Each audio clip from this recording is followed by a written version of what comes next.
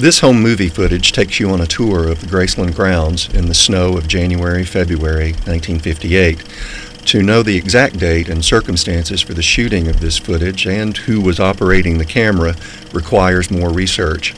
Memphis received 5.8 inches of snow that year, 1 inch in January and 4.8 in February.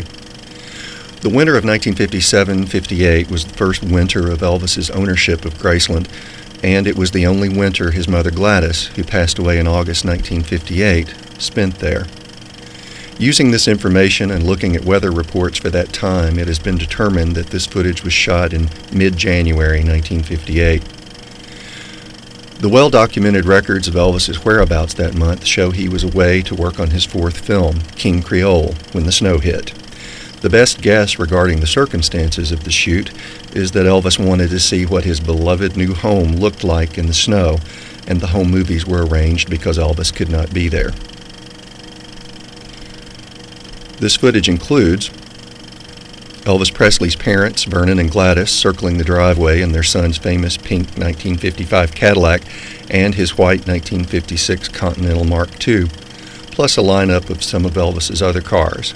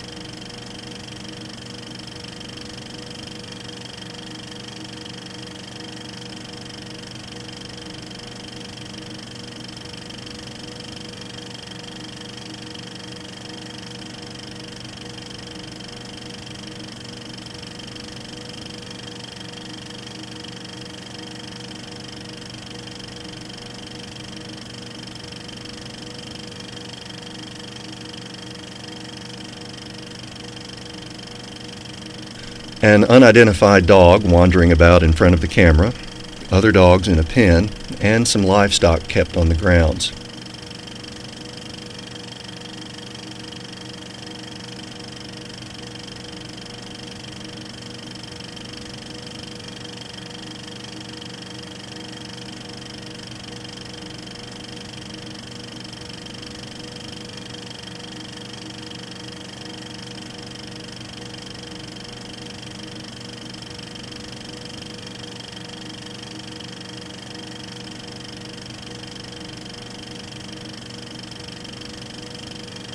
Also, you see the pasture and a barn area. Some of the land surrounding Elvis's property before a residential neighborhood soon grew there.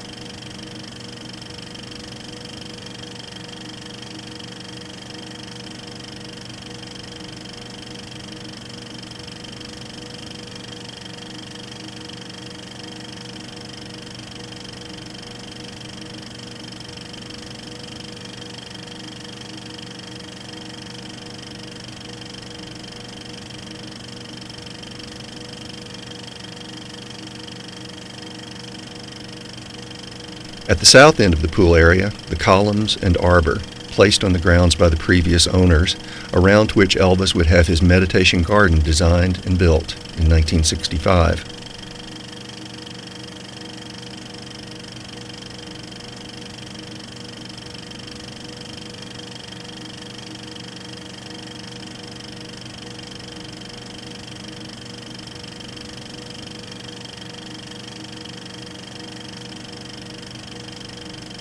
The two-tiered patio and pool area Elvis installed at the south end of the house soon after his March 1957 purchase of Graceland.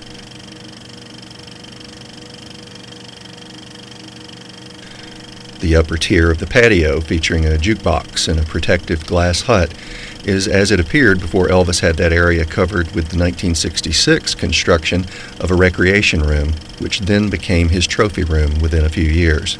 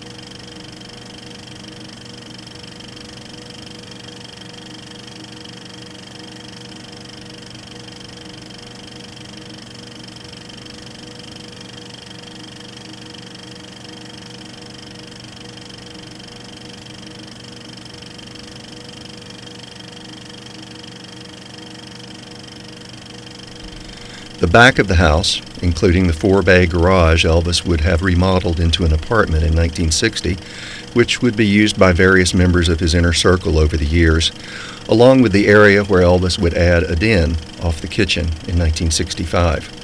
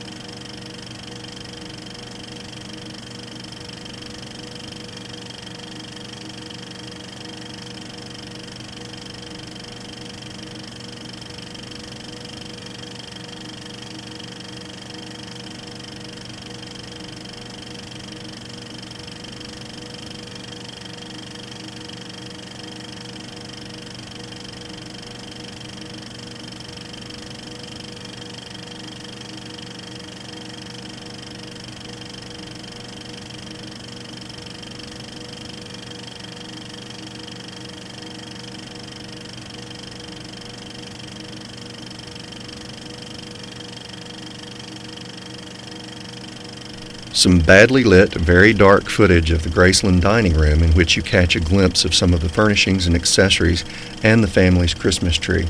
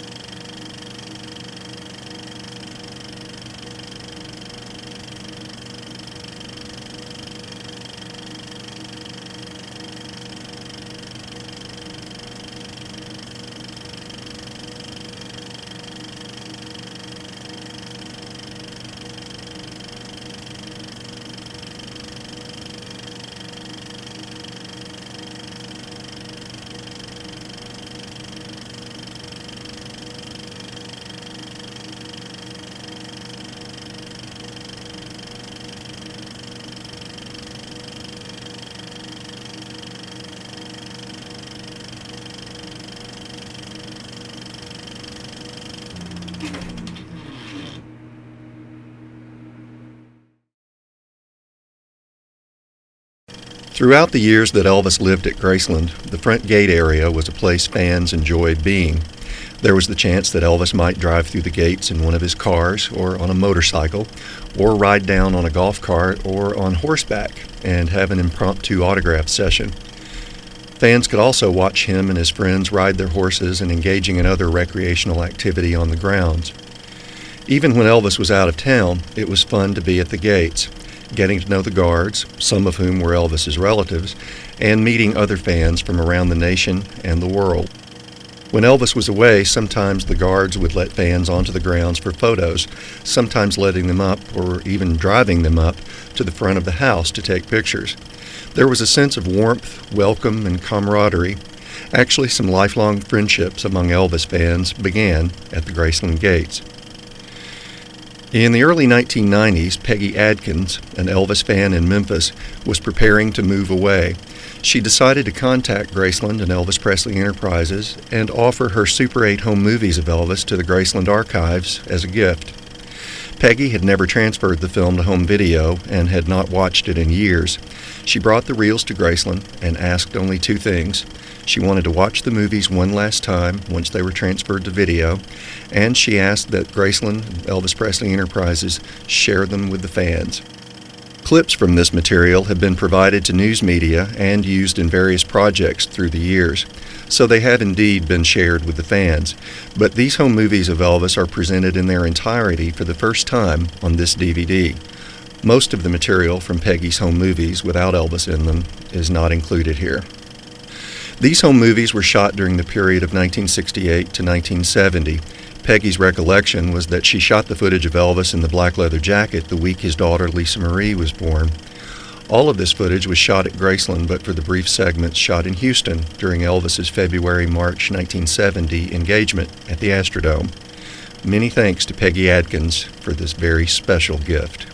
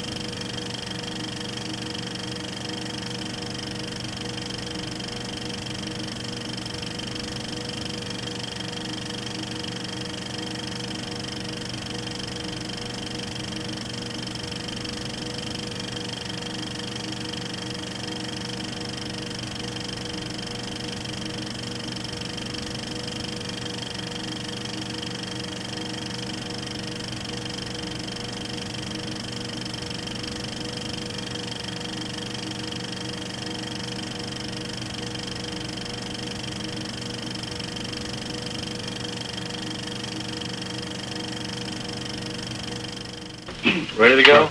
Ready. Ready when you are. I'm always ready. Okay, we're going to start. This is not part of the questioning, but did you get the black-eyed peas when you got home? I haven't eaten anything yet. Haven't eaten anything? No. I've just been looking around more or less since I've been back. Now, to get down to the serious side of it, Elvis, now that the Army's part of the past, can you give us in detail some of your future plans? Well, the first thing I have to do is to cut some records. And then after that, I have the television show with Frank Sinatra. And then I have the picture with Mr. Wallace. And after that, I have 2 for 20th Century Fox. And after that, heaven knows, I don't. I suppose it'll keep me busy the rest of this year, you know. After that, I don't know. Well, Elvis, now you're really home. How does it feel? It's pretty hard to describe, I'll tell you. It's hard to get used to, you know. I mean, I've been looking forward to it for 2 years, and all of a sudden, here it is. It's not easy to adjust to it. Now that you are back, as you look back on your 2 years in the service, what was the most important thing that happened to you during your 2 years, whether it was overseas or here in the States? Well, there were a number of things that happened. I had quite a few interesting experiences. Slept out in the snow. HC rations, you know, the regular thing.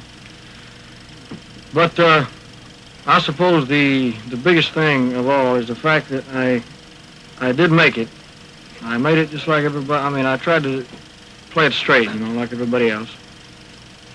And I made a lot of friends that I never would have made otherwise. And all in all, it's been a pretty good experience, you know. Elvis, you still have time to serve now for Uncle Sam. Have you given any thought as to where you're going to serve your reserve training? Well, sir, I will be on the reserve status here in Memphis at the Reserve Center here. But they have a clause which covers people with traveling jobs. If you have a traveling job or if you live too far away from your reserve center, they put you on standby. Whereas you don't have to make their meetings, but you are subject to be called at any emergency or anything of that nature. Elvis, one of your future commitments, as you mentioned, is the Frank Sinatra show on the ABC television network. Do you have any idea of when this will be aired? I really don't know the exact date. I would imagine it's somewhere around the 1st of May. If you'll forgive me, I have one other part to my question. We understand, speaking of Frank Sinatra, that there has been some rumor about Nancy Sinatra and yourself. Is there a romance in the making here? No, sir, I'm afraid not. I only met her in Fort Dix. And she gave me a gift from Frank. And it was very brief. I think she's engaged to Tommy Sands. I don't think he would appreciate that. Thank you very much. Elvis, do you think the music has changed since you've been out of the service? I mean, since you've been in the service? Possibly, yes. I can't say, really. I haven't been here long enough to even know. Excuse me. The only thing I can say is that if it has changed, well, I would be foolish not to try to change with it, you know. But as of now, I have no reason to change anything. As to your acting, you have stated you would like to be a more serious actor. And do you plan to possibly go to some school or some dramatic school? Well, it wouldn't hurt me any to go to school, but I learn best by experience. I never was very good in schools of any kind.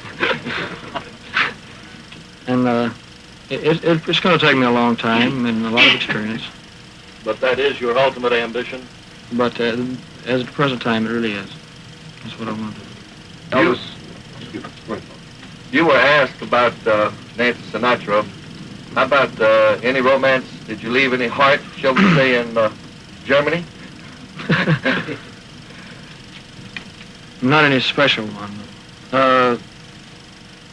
there was a little girl that I was seeing quite often over there. That her father was in the Air Force, and actually they only got over there about 2 months before I left. I was seeing her, and she was at the airport when I left, and there were some pictures made of her, but it was no big romance. I mean, the stories came out, the girl he left behind, and, and all that. It wasn't like that. I mean, I had to be careful when I answer a question like that. Elvis, in your service life, which did you find the most difficult, when you went into basic training, or when you got over into Germany, over with the experienced soldiers? Which gave you the hardest time? Well, basic training wasn't hard for me at all. It was harder afterwards, after I had gotten into a regular outfit. Not the service itself, but just the surroundings, and I was in a strange land, and the outfit I was in, they had quite a bit of field duty. We stayed in the field 6 months out of the year. And it gets cold in Germany. It snows quite a bit. And it was pretty hard to adjust to. One thing further on that, do you have any advice for the boys your age who are now going to have to put in a certain amount of duty in the service? Well, the only thing I can say is to play it straight and to do your best, because you can't fight them. They've never lost yet, you know? And you can't fight them. So you can make it easier, you can make it hard on yourself. I mean, if you play it straight, get the people on your side, let them know you're trying, you as the Army would say, you've got it made. And if you're going to try to be an individual or try to be different, you're going to go through 2 years of misery. Elvis, when do you think you'll record again? And when you do you think you'll lean toward the ballad-type music or the more upbeat sounds? Well, as far as when I'll record, I really don't know. Possibly this week or next week. And what I'll record, I don't know yet. I've got quite a few songs to choose from. I've collected over the 2 years, but I don't know exactly what type or what instruments I'll use, whether it be the Firestone Orchestra or Monty Vonnie or what. I really don't know yet.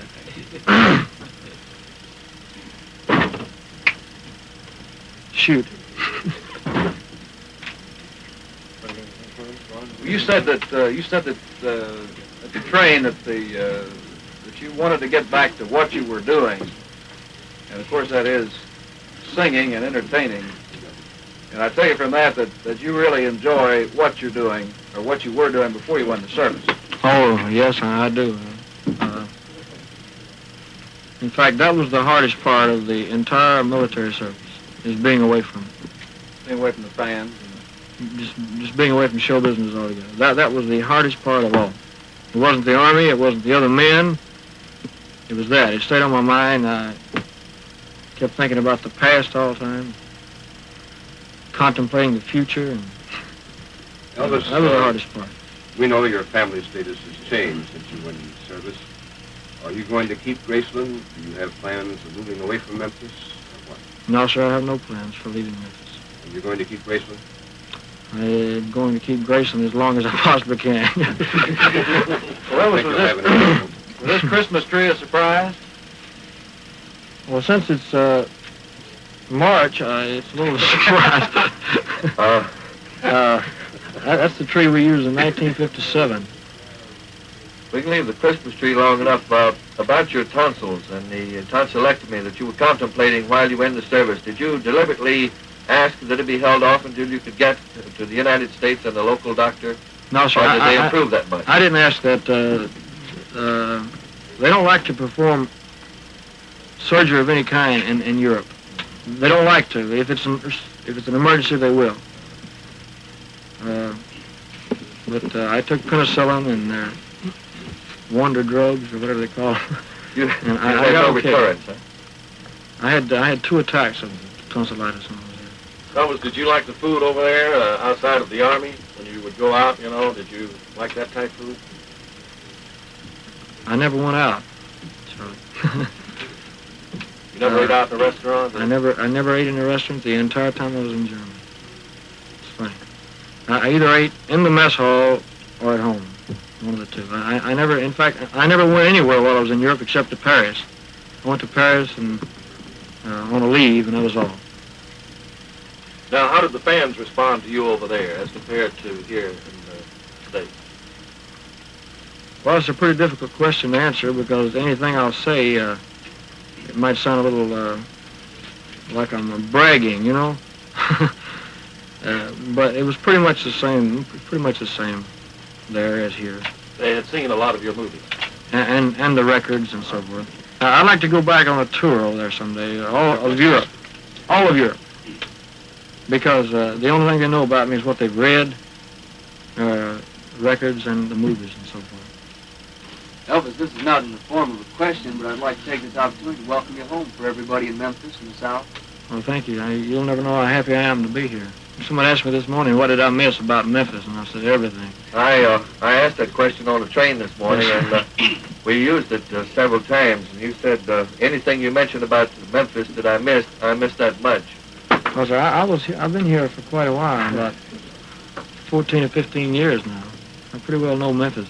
I thought I did till I drove home. You know. John, if you get any more now, I'll have to start charging you. Elvis had to feel to come all the way into the station on the train for the first time. Huh? Had to feel to come all the way to your destination on the train. You normally get over. I couldn't believe it. I couldn't. Oh, I know what you're talking about now. Escape and evasion, they call it in the Army. But, I don't know. I mean, I was hoping there'd be some, people there at the station. And I knew there'd be a lot of my friends there, personal friends. And I wanted to come into the station. I wouldn't have gotten off anywhere else. I mean, this time is different. If we'd only known that yesterday. How long do you think you'll be back in Memphis, recuperating or getting adjusted back to civilian life? I would say a couple of weeks. That's about all. Okay, is that all? Everybody enough? Thanks, folks. Thank you. Thank you, gentlemen. Good enough. Let me get it.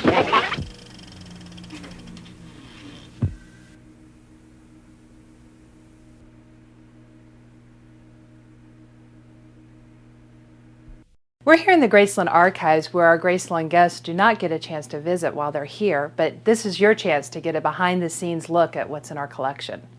Here in the building we have everything from wardrobe to documents, photographs, as well as Elvis's personal film collection. It's all stored in a temperature-controlled environment where we can preserve the items for generations to come. An example of some of the things that we have here in the building are here in this first drawer. Here you'll find the original architectural drawing for Graceland. This was actually done before Elvis even owned the home. It was done in 1939. It just shows you how grand the house was for that time here in Memphis. We also have Lisa Marie's footprints from when she was born on February 1st, 1968 at Baptist Hospital. And here we have Elvis's personal checkbook. And for those of you who don't know, this is Elvis's handwriting. The checks vary from who they went to and what they were for. An example, this one here is to Larry Geller, who was a member of the entourage at the time. The checkbook is from 1974. There's a personal loan to one of Elvis's cousins, and even checks written in here for personal expenses for Elvis himself. It's amazing what Vernon kept. I mean, he kept everything. Elvis's manager, Colonel Parker, also was what you would consider a pack rat and also kept everything. They kept things that happened at Graceland and things that never even happened at Graceland. For an example, these blueprints here in this drawer are for a recording studio that was to be built here on the property. In fact, it was to be built where the racquetball building currently sits. As you can see, there was a recording room and a control area, office spaces, as well as a secretarial office. It was going to be an octagon-shaped building on property, but never happened. However, they did keep the blueprints, and we have them here today. Just the sheer amount of documentation that we have on Elvis's life and career is mind-boggling. We have close to 1 million pieces of paper, everything from telephone bills to grocery receipts to furniture receipts. It's really neat that we have in our collection not only receipts, but we have checks that paid for these receipts as well as the objects themselves. Almost everything in our collection we can tell a complete story about from our documents that we have here. When I say that Vernon kept everything, I literally mean everything. In fact, this folder that we have here are documents from when the family lived in Tupelo, Mississippi, before they even moved to Memphis. One of the first things that we have here is a postcard that Vernon wrote to Gladys and Elvis when he was actually in prison back in the late or early 40s. We have several of those, as well as water bill receipts, grocery receipts, everything from Tupelo that you can imagine. You hear a lot during the tour about Elvis coming from humble beginnings, and here's just proof of how humble those beginnings really were. It's an employee's record of earnings statement for Elvis's father, Vernon, from January of 1943. Vernon made $36.22 in 1 week worth of work. It's just mind-boggling what we actually found. And all of this was stored in an old steamer trunk. We opened up the trunk not knowing what was going to be in there, and then we found these documentations as well as some of Elvis's first grade crayon box and pencils and things like that, which was quite amazing. Some of the other documents that we have here in the collection are from various celebrities, but there are also telegrams here that were sent from Elvis and the Colonel to some celebrities and friends. In fact, here is a handwritten telegram that Elvis sent to Colonel Parker's wife, Marie. Also in the folder, you'll find telegrams. This is from Barbara and Jackie Cooper. This one actually is to Colonel Tom. And then we have several. This one's from Elvis to Colonel. That's the way of communicating back then was via telegram, and we have telegrams to and from lots of people. Here's one to Frank Sinatra from Elvis and the Colonel, congratulating him on the opening of Ocean's 11 that night. A telegram to Nick Adams, who was a very close friend of Elvis's. And this is kind of funny. It's to Colonel George Burns from Colonel Parker. So as you can see in the collection, we have documents that can basically put a story really back together on who Elvis was communicating with, what he was buying, what he was doing in his career-wise. This folder, in fact, documents the concert tour that Elvis was scheduled to leave on August 17th, 1977. The tour was scheduled to begin in Portland, Maine. And here in the folder, we have got all of the arrangements for that tour that never happened. He was performing in Portland on August 17th and 18th, and then going to Utica, New York. Showtime was going to be at 8 and 8:30. This is just another example of some of the documentation we have here in the collection, again, of things that happened and unfortunately things that weren't able to happen. Here in these boxes, we have almost every check ever written by or for Elvis. In fact, if you go to the box from 1957 and we look at March, we find the earnest money check that Elvis gave to Virginia Grant, who was the realtor who helped him with buying Graceland. In the notes, you can see that it was for earnest money for the Moore property. Of course, Graceland originally was known as the Moore property, as it was owned by Mr. and Mrs. Thomas Moore before Elvis purchased it in March of that year. Here in these filing cabinets, we have over 60,000 images of Elvis that we use for exhibits, product licensing, books, TV shows, and they range from everything from movie stills to family photos, concert stills, to informal shots of Elvis just hanging around here at Graceland. Some of the photos that we've recently found, which were really quite amazing, we found in a closet in Gladys's bedroom in a shoebox. And these are truly what you would call family photos. These are things that a mom would save of her son. There are images of Elvis from when he was in school in Tupelo, his ROTC picture, him and his cousin Gene Smith, Elvis on a bike. A lot of these images you've probably seen. These are actually the originals that were used for the DVD purposes or for book projects and things that you might have seen these photos in. Also some classic photos that you might have seen before. Photo booth photos that we actually found. These are the original photos that are used almost every day on product and websites. And then fans would send Gladys pictures of Elvis while he was on tour. In fact, a lot of them came from Texas in 54 and 55, so Gladys could see Elvis on stage when she wasn't traveling. And so here we have fans that took photos with Elvis and photos of Elvis and sent them here for his mom to have. Also here in the Artifact Building, we have close to 5,000 pieces of wardrobe.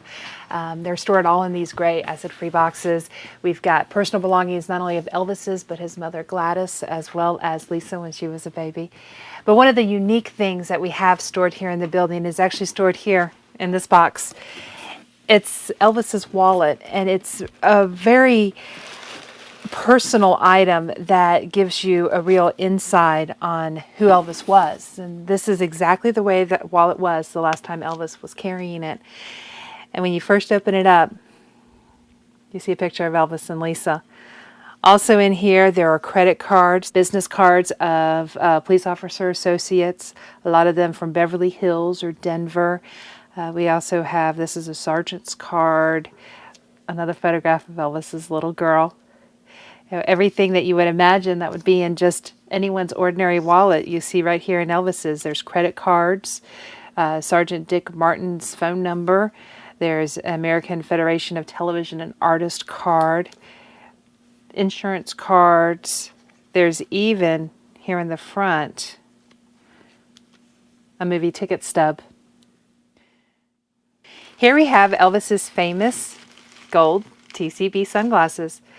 As you can see, he wore these in Elvis on Tour in 1972, and on each side of the sunglasses is Elvis's logo, taking care of business in a flash, the same logo that is on the tail of the Lisa Marie airplane jet. Also part of the collection here at Graceland, we have lots of hats. This one's a little unique though. It's Elvis's Army helmet. It's the one that he wore when he was stationed over in Germany, and like every other GI, Elvis even wrote his own initials inside so that people knew that it was his. Along with shoes, we have stage boots stored here. This pair of shoes, however, is probably the oldest pair we have in the collection. It's a pair of black and white 50s shoes that Elvis wore on stage as well as around town back in here in Memphis back in 1954, 55, and 56. In the projection room down in the basement, Elvis actually stored the film that you see stored here on the shelf. These are actual copies of Elvis's movies that he would screen down in the TV room at Graceland. Also stored in there was audio as well as records, tons of records. In fact, here we have not only a record, but a letter that came with it. Shortly after hearing Elvis perform in Las Vegas, BMI sent Elvis this record, this acetate actually, hoping that he might find a song on here that he wanted to record. And this is the letter that accompanied it. We're now at one of our off-site facilities where we store a lot of artifacts and things that were once at Graceland. We actually have 3 storage facilities that are not on property, including one that has things from Elvis's LA house, things from Colonel Parker, but this is the one that has everything from Graceland in it. In here you'll find furniture that was once at Graceland, as well as memorabilia, saddles, music equipment. One unique piece you might notice is this cedar chest. The cedar closet was actually up in Elvis's attic, and the unique story behind it is this is where Elvis stored his mother's belongings after her passing in 1958 when he returned home from the Army in 1960. You might notice we also have a lot of gray boxes. You might want to wonder what's in some of them. Well, all of these things are actually cataloged and in a computerized database system so that we know exactly what's in each box. For an example, this box actually contains a pair of Elvis's boots. But what's unique about them is that he wore these horseback riding. He actually has mud that is still on the boots from when Elvis wore them. As you see, we try to preserve things the way that Elvis had them versus changing them in any way. Some of the other things that we have stored here in the warehouse that was at Graceland at one time belonged to Elvis's daughter, Lisa Marie. You'll see set up here a table and chairs that Lisa used to play with, along with her coloring book and crayons, the commercial appeal that has her birth announcement in it, and even a pair of her baby shoes. Stored here in these gray boxes are over 30,000 artifacts that were here at Graceland. Also, we have things that have been purchased by the estate for exhibit purposes, like this prop from the movie Speedway. A few other really cool things that you might see here in the warehouse is Elvis's Polaroid camera. And in this box, we have an autographed champagne bottle that was a gift to Priscilla's parents on Elvis and Priscilla's wedding day. It's autographed from Mr. and Mrs. Elvis Presley. Here we have a nightstand from Elvis's home on Audubon Drive, which was the home he purchased before Graceland. The interesting thing about this, it's one of the few pieces of furniture we actually have from that home. This nightstand was in Elvis's bedroom. Now, also here in the warehouse, for exhibit purposes, we purchased this sign from the hardware store where Elvis bought his first guitar in Tupelo. Here we have a sofa that was once in the infamous jungle room prior to the furniture that you see in there now. The other interesting thing about this sofa is that the day that Lisa came home from the hospital, Elvis and Priscilla and their new baby girl had their pictures made here on the sofa. Speaking of furniture, if you look up, you'll see furniture from Graceland throughout the years, and never before seen the orange and green furniture that was once downstairs in the TV room in the basement. As we continue to walk, you'll notice here we have several of Elvis's saddles. This one you might recognize from home movie footage of Elvis riding his favorite Tennessee Walker Bear. This concludes our behind-the-scenes tour of the Graceland Archives. I'm Angie Marchese, the Director of Archives, and I hope you enjoyed your little personal tour behind the Graceland gates.